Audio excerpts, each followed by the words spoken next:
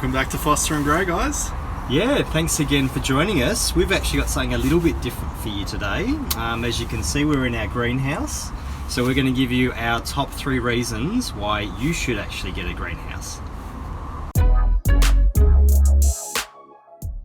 So the first reason we've got for you is plant care. And what do we mean by that, Jared?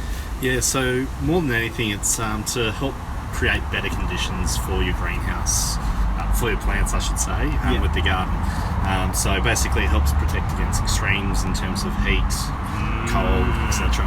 Yeah, exactly. So one of our major considerations here is frost. So in winter we do get down to about -8 degrees Celsius, which is about 18 degrees Fahrenheit. And that's actually why we bought the greenhouse in the first place, wasn't it? Yeah, just to protect a few of our little babies in the winter. Exactly. And then in summertime, what's our problem, Jared?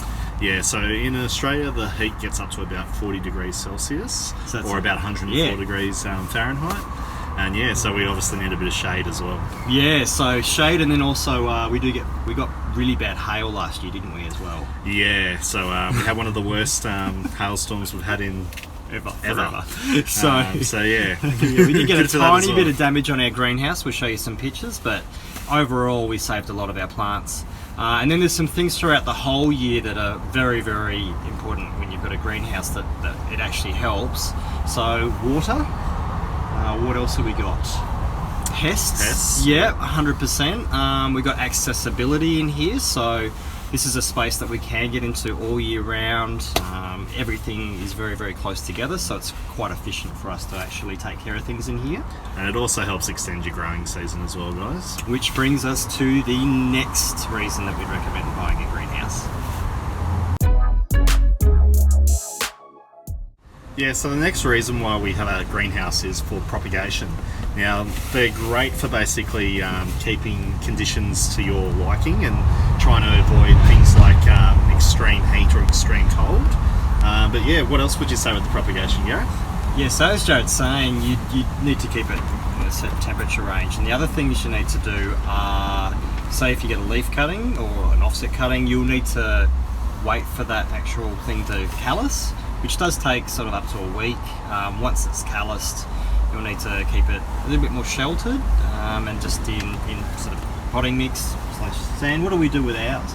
Yeah, so we tend to have a lot more kind of sand and perlite on the top of our mixes, just because if you do have your greenhouse completely shut up without vents open, which sometimes we do to protect it from the cold, it can hold humidity a little bit more, so it's just good to have that grittier mixture on the top of the soil. Yeah, exactly. And one other way we've found, we've got a tray that actually doesn't have drainage holes, and we sit our little punnets inside that tray, and we've found to just top up the bottom, maybe how many centimetres? Maybe 5, if that. Wouldn't even be that. Centimetre or 2. Yeah, it's only a couple of centimetres, and then the plants can take whatever water they need.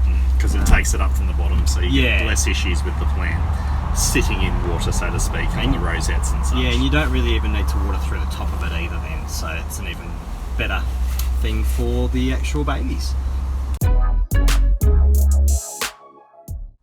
Yeah, so the last reason why we would recommend that you get a greenhouse is also just to have a quiet space for looking after your plants, a bit of mindfulness, and just looking after your mental health generally. Yeah, I absolutely love coming out here and getting to unwind, relax, spend a bit of time just with the plants. It's a beautiful space, even though it's not the prettiest structure, and there's much more beautiful greenhouses out there, but the plants that are in here is what draws us and lots of other people in. It's just such a beautiful space. What else is there, Jared, that we wanted to just give us a quick tip? Yeah, so the only other quick thing we'd say as well, guys, is when you are getting a greenhouse, probably always go bigger than what you think you need. We thought we were probably going too big initially when we bought this one. And within a couple of weeks, a month. Yeah, we realised we probably wanted a bigger one. So but this was the biggest greenhouse we could get to fit in the space that was suitable. So we did go as big as we could get, and it's still not big enough. We have rejigged it numerous times, different seasons, different reasons, and just trying to optimise it, haven't we, Jared? Yeah. try and maximise the amount of space which we can use. Yeah. Which is why we're a little bit tight.